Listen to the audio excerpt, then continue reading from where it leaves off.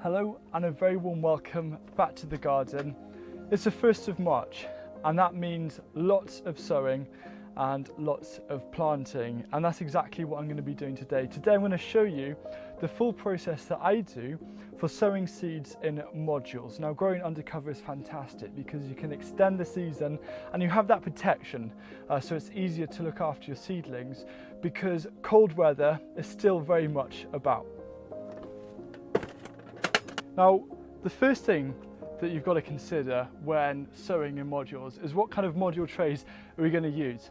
So for decades, us home growers have been having to rely on these second-rate kind of plastic trays that, unless you treat them with extreme care and caution, will only last 2 or 3 seasons at most. They very easily rip. Now, in recent years, due to increased environmental awareness and demand, we now have much better access to horticulture or industry grade module trays like this that are made out of solid plastic, many of which are from recycled plastic. And these are an absolute game changer because these have revolutionized module sowing for home growers. Before, they weren't available to us because you could only buy them in the hundreds or thousands, but now you can buy them in the dozens. And the fact that they can last up to 15 years, potentially more, is just absolutely amazing. Now, there are 4 main module tray sizes that I use, and if you want to know where I get these are from Containerwise. So if you're in the UK, you can buy these from Containerwise. They are obviously going to be heftier in price, but the fact is you're buying quality, and especially when you're gardening, and the fact that you can work with these quite quickly, you don't have to be careful when you're planting out or sowing in them. It's going to save you a lot of time in the long run. So there are 4 different sizes here, and the first size is the smallest size.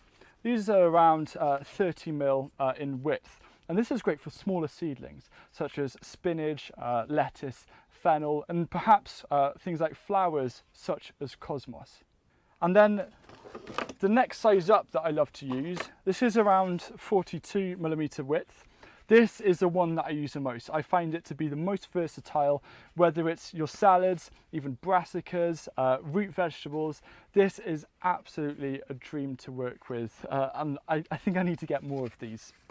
Now, this here is a much larger one, and to be completely honest with you, it was something that I didn't know I needed until I gave it a go.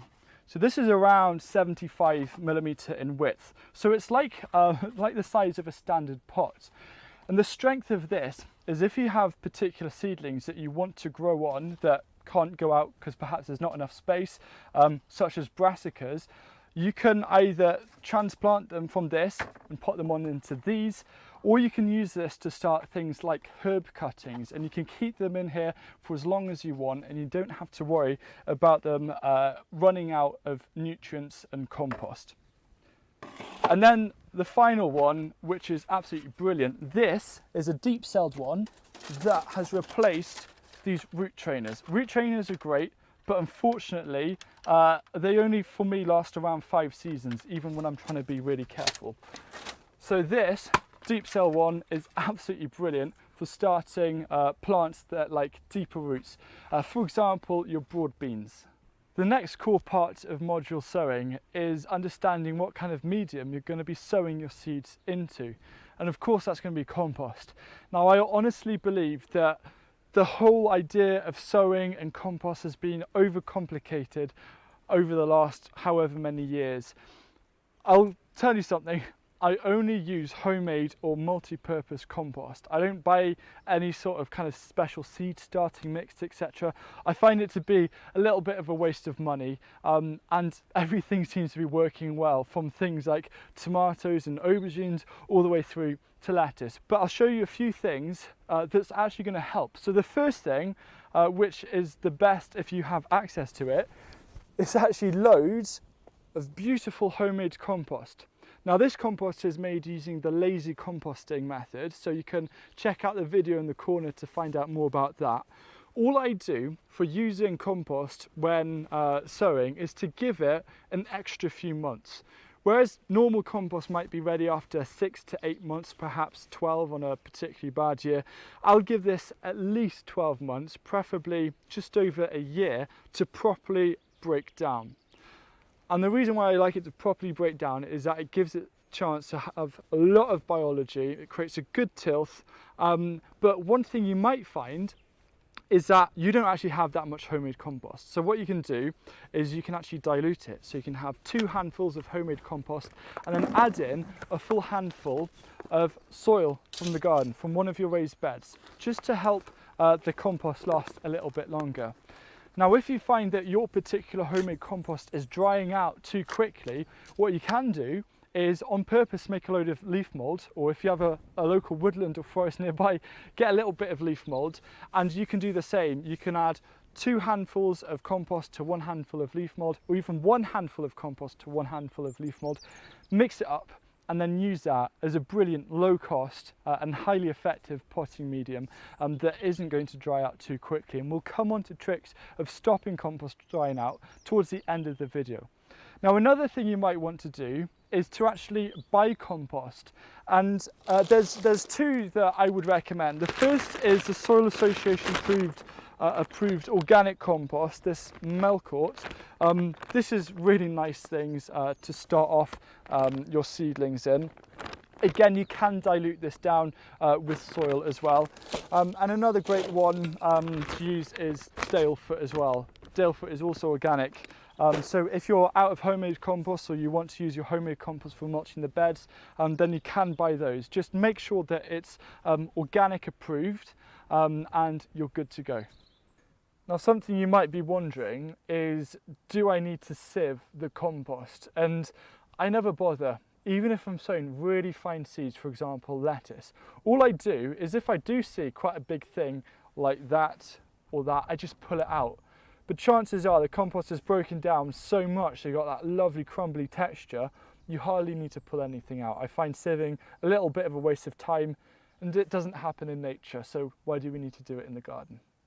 It's now time to come to actually doing the process of planting seeds in modules. So this is my potting bench, really simple. This here is kind of a potting bench tidy. So you can either build your own out of some scrap wood, or you can buy it online. The idea for this is when you're using your compost, I'm using the Melcourt one here, is you're not going to spill the compost over all of the sides. So it means kind of minimal waste, and if you need extra compost, you can just like scrape it all together. It's just really easy to work with, less mess, and it means that you can work faster as well. So the first thing you want to do is to grab whatever module you're going to be doing. I'm going to show you firstly sowing radish in these, and then I'm going to show you sowing field beans in the deeper one.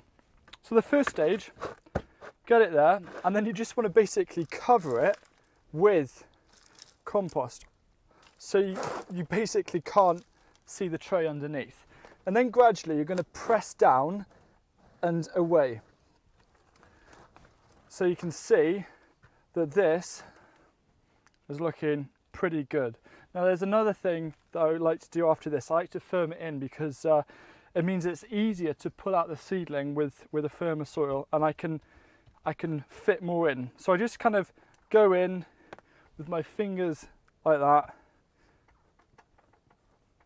pressing it down, not too hard, but a nice, like a nice firm handshake is kind of that kind of translation in terms of putting the compost in. And then you do the same. You place it over the top like that, spread it out, and that is ready for a soaking of water. Once you've filled it with the compost, you want to actually give it a really good soaking, because it makes it a lot easier after you've soaked the compost well and let it sit for about 5 to 10 minutes so it properly permeates. It makes it so much easier to make the holes in which you're going to plant the seeds. Otherwise, if you don't do this method, you find that the compost actually falls back in on itself. So give it a good water, let it stand for about 5 or 10 minutes, and then we can move on to the next step. So this has had a nice soaking. It's kind of been standing for about 5 minutes. It's ready for the next stage, and that's about making the holes. So there's a couple of ways of doing it. If you don't like to get your hands dirty, you can use something like a pen to make holes at whatever depth you want. However, I prefer just to keep things simple and to use my fingers. And what you can do is you can use multiple fingers at a time to make the desired hole. And I never strive for perfection. People can really easily get caught up on how deep to make the holes. As long as you keep it at an approximate depth, depending on what you're sowing, it's still going to grow fine. I'm going to be sowing some radish here, so I don't want them to be super deep. So I'm just going to make some holes around the depth that I like. So you can see quite easily how quickly, just doing this method, that these holes are ready. And if they're any too shallow, I just go back over and make sure that they're fine. So the next thing to do is to grab the seeds. And I'm going to be using a multi-sowing method for these radish. Multi-sowing will be a kind of a whole video in itself. The best person to find out about multi-sowing is Charles Dowding.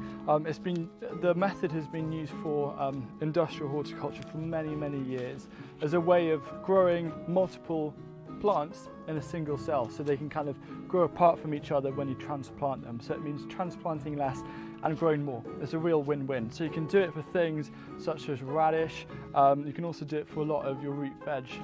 Beetroot is excellent for multi-sowing. You can even do it for things like leeks or spinach, all of that. So I'm just going to put a nice decent load into my hand, and then because I'm multi-sowing, I'm going to aim for around 4 to 6 seeds per module. But if I put a little bit more, I don't mind. I'm just going to crack on. I don't ever try and do this perfectly. It doesn't need to be done. So I just kind of go along, making sure that I'm filling them up like that. These are all sown. I'm just going to grab a load of compost again and just spread it over the top. It's such an easy way of filling it like that. Now you can press just very gently down, just like that. Not too hard though, now that the seeds have been done. And then the next thing to do, before you forget, is to label, because it's very easy to think that you'll remember. I've done it too many times and then end up forgetting what you've planted. So here I'm gonna write radish, and I'm also gonna write the date, just as a nice reminder. And this I'm actually using, I like to use yogurt pots and cut them down as my seed labels. I never buy seed labels. These work an absolute dream. And I've got a video that'll be linked in the description, which will show you just how easy they are to do. So I'll put that in. And then the final thing to do is just to give it a really quick water. It's already had a deep water, but I'm just going to give it a nice shallow water just to make sure that the surface is nicely watered. After sowing your seeds, the next thing to think about is where you're actually going to put your modules. Now, what I love to use, and this is what I'd recommend, is some kind of shelving system, a tiered shelving system that has mesh. So it isn't like flat, it isn't like solid wood, it has mesh because you want air to be underneath. Now the great thing about these container-wise modules is that there's a big gap underneath which naturally prunes the roots of your seedlings, which stops them spiraling around and becoming root bound, and it helps to encourage a strong root growth. So what you do is make sure, this is actually just a simple mini greenhouse kit. I've got a Patreon video talking in more detail about root pruning and using these mini greenhouses, but you can just stack them and store them here. Now, before I talk about the last few things, I just want to give you a really helpful tip, which is after you've sown your seeds, you don't want this to dry out, because it is crucial that during the seeds germination process, it doesn't dry out. So for example, if you have sporadic germination of say carrots or parsnips outside, and I'll be doing a masterclass on direct sowing, chances are it's a sporadic germination because the soil dried out, and you want to avoid that. So I've got a really easy method of doing that, and it costs nothing. So this is some cardboard, all right, super simple. And what I do is I'll actually take off the label and I'll place the cardboard on top like that. And the idea is this almost acts like a mulch. What it does is it stops water from evaporating. So it means you don't have to worry about these drying out during really hot days. So the next thing I'll do is I'll grab kind of some stones, 4 stones on either side, just to make sure it's all covered over kind of like that. Probably put a heavier one in the middle. And then finally put your label under stone so it doesn't blow away. Or you could even write on it or hide the label underneath, it's up to you. And then what you do is after a few days you start checking underneath daily, and as soon as you see the first signs of growth, then you remove this. And it means that the seeds will germinate really nicely for you. And there'll be a separate video all about seedling care, so you don't have to worry too much about what do I do when that happens. So that's just a really simple thing you can do. You can also use newspaper. So here's just a very quick demonstration with the deep module tray. Same again, just pile the compost on top. And you can see how having something like this helps keep it all of the compost around the same area. Push it down, so kind of away and down like that, and then push it in. And I'm going to do the same just to top it off at the top, and then I'm just going to go push it down. The next thing to do is give it a really nice soaking, and then leave it aside for around 5 to 10 minutes. Next thing to do is just to make the hole. So I'm going to be sowing some field beans, which are just like fava beans or broad beans. So I want them around 2 inches or 5 centimeters deep. So again, you can use a couple of fingers like that. You can get it done in half the time. So I've made the holes. Now we're going to get the seeds. So just drop it in like that to begin with. Now with beans, you may feel that they don't get all the way down the hole, so you can just help them on by just pushing them down to the base afterwards. So that's all done. Last few things to do is to just cover over the holes like that. Now give it another surface water, and then don't forget to label.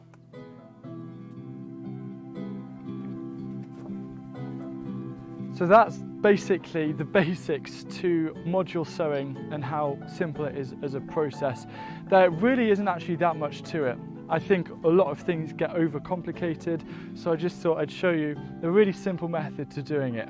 Now if you want to review anything, you can use the chapters in the video just to go back and have a look. There'll also be some top tips in the video description, so you can read through those.